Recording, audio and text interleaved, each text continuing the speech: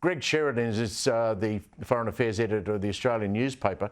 I want to talk to him about the mixed messaging from the Albanese government on foreigners fighting in the Australian uniform. First it was going to be Kiwis, then it seems it was anybody who wanted to put their hand up.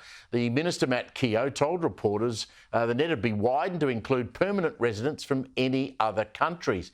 Richard Marles has had to walk that back and confirm it would be restricted to Kiwis plus Five Eyes countries only. Foreign editor Greg Sheridan joins us. Greg, what does this say, though, about the recruiting in the Australian Defence Force and the lack of young Australians wanting to actually sign up to work toward defending our country? Well, Steve, great to be with you. So I think the government has been a little messy here in the way it's announced this, but I think in principle it's a very good initiative. You know, the Brits have the Gurkhas and they're amongst the finest fighters. I mean, my criticism would be the government is doing this on a typical defence Ice Age timeline. You know, we get New Zealanders next year and the Five Eyes the year after or something, and the South Pacific Islanders in 100 years' time. Why not get them all tomorrow? Look, we desperately need soldiers. And the other thing is, it's being restricted to people who've lived here for a year and who have to become citizens within 90 days. Now, if you become a citizen, no matter what country you're from, you can join the Australian Defence Force anyway. So I think the underlying truth here is that Defence has been incredibly bad at recruiting people to the Australian Defence Force. Partly they have a whole lot of ridiculous exclusions and requirements and so on. If you've been homeschooled, they'll keep you out because they'll say you haven't had the right social development. Apparently, if you haven't been subjected to gender bending theory in a state school or something, you haven't had the right social development. And of course, the process just takes forever. A member of my own family was interested in joining the Defence Force. He was going to end up on the old age pension before he got an answer. And the kids that you want, the young people that you want, they've got other options. You know, they don't hang around for 18 months to go through the sort of layers of inane, mad defence bureaucracy. Now, obviously, you've got to do security checks on people. I don't see why they're doing it one country at a time. I'd be happy if it was open to anybody, so long as they pass all the security checks and they become a citizen within 90 days. Or my message to Defence is the Nike, you know, adopt the Nike slogan: just do it. Stop talking about these things and just do it. Yeah, it's quite ludicrous on State of Origin night. We're quite happy to recruit Brits and Kiwis and anyone from any Pacific island and everybody in PNG come and play rugby league. But we're making it difficult for them to join our Defence Force. It does seem pretty silly. Let's talk submarines. I know this is a subject that you and I agree wildly about. The Collins-class subs, 3 of which are currently out of service anyway. Now, today it's been reported that a feasibility study and advice from the US government says the Collins-class subs can't be armed with the 200 Tomahawk cruise missiles the government has spent $1.3 billion on. Boy, does that come as a surprise that Defence didn't sort of think that through. Well, Steve, I think those particular Tomahawks are destined for the air warfare destroyers, but the air warfare destroyers are the only modern warships we have in our entire fleet, and we only have 3 of them.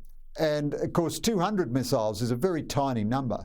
In an actual war, that would take you through to about morning tea on day 2. And I am deeply sceptical of this American study, which has apparently found the Collins can't use the Tomahawks, because for years and years, the intention of the Australian government, long before Albanese, was to put Tomahawks on the Collins. There were endless talks with the Americans about it. They've got to manufacture a particular type of Tomahawk to be fired through a submarine tube, and they don't any longer manufacture them, but they've said they'd be quite happy to manufacture them for us if we wanted to purchase a whole lot of them. Now you've got this alleged American study saying it's not value for money, and if you put the Tomahawks in the torpedo tubes, you won't have enough torpedoes to defend yourself and so on.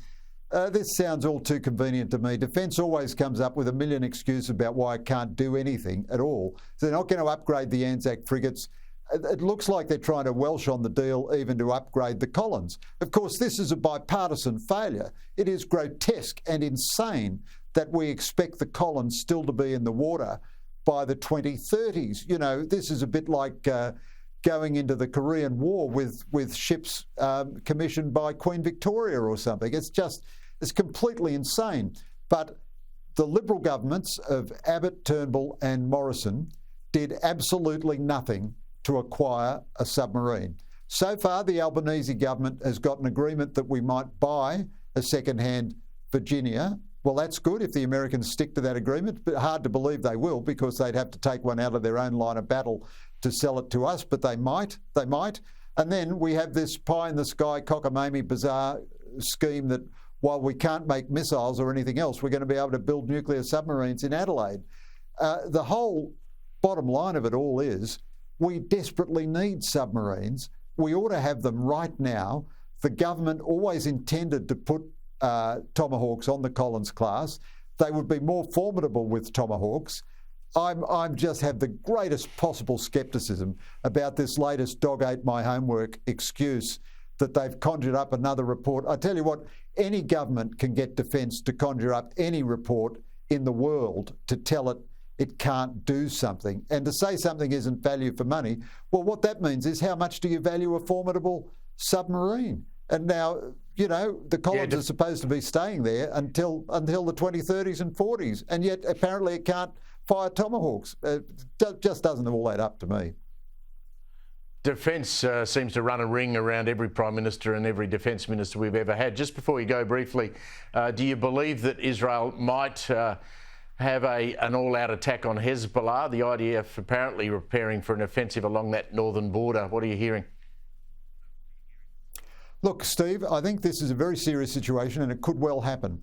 My guess would be it'll be something less than an all-out offensive, but there is still something like 80 or 100,000 Israelis displaced from the northern towns of Lebanon, now of Israel, the northern towns of Israel near the Lebanon border. And my information is the Israelis have already done quite heavy Air Force work and forced back Hezbollah 10 or 15 kilometres from the Israeli border. I think they need to force them back probably another 10 or 15 kilometres in order to have enough security to repopulate their northern towns.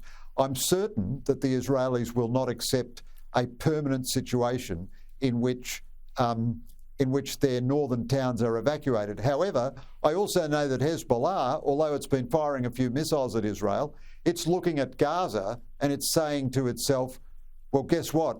That's what we're going to look like if we go to war with the Israelis. So there's quite a lot of tense brinkmanship to come here, Steve, but it certainly is a real possibility. Greg Sheridan, thanks for your help as usual.